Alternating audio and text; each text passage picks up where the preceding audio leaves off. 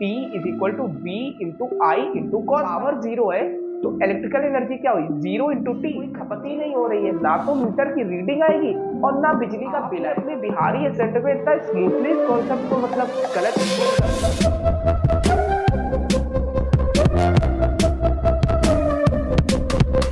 घर में मीटर लगाए और हमारा 1 बीघा दूर एगो भैंस बांधल है, उसको पंखा चलाना जरूरी है तो तार लेके जाएंगे 2 बीघा दूर ले, कहां ले, भैंस के पास तक।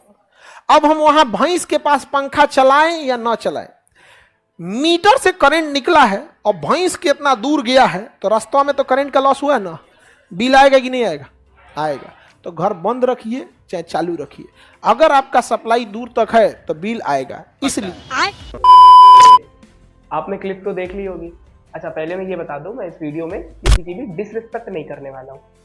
तो रिस्पेक्टेड खान सर, आप इतने एजुकेटेड और रिस्पॉन्सिबल पर्सन होते हुए अगर ऐसी गलती करेंगे तो स्टूडेंट तो आपसे गलत ही सीखेंगे।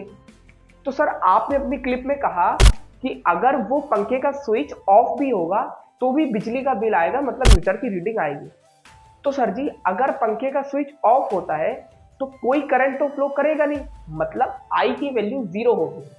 और पावर कंजप्शन का फॉर्मूला होता है P is equal to V into I into cos phi.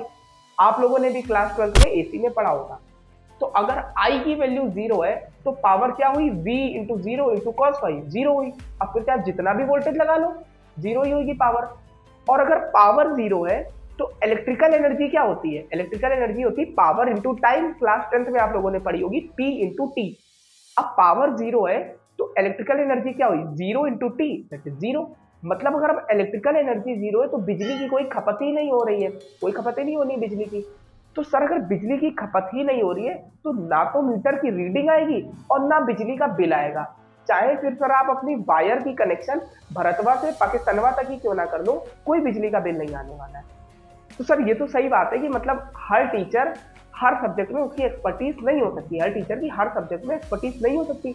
पर आपने अपने बिहारी एसेंट में इतना स्मूथली इस कॉन्सेप्ट को मतलब गलत एक्सप्लेन कर दिया तो बच्चों ने तो गलत ग्रेस्प किया होगा ना। वहाँ 1200 से 1500 बच्चे बैठे होंगे, इतने लेजेंड टीचर वहाँ। तो सर, ये आपकी रिस्पॉन्सिबिलिटी है कि स्टूडेंट आपसे सही सीखे। ये सर मेरा कहना था।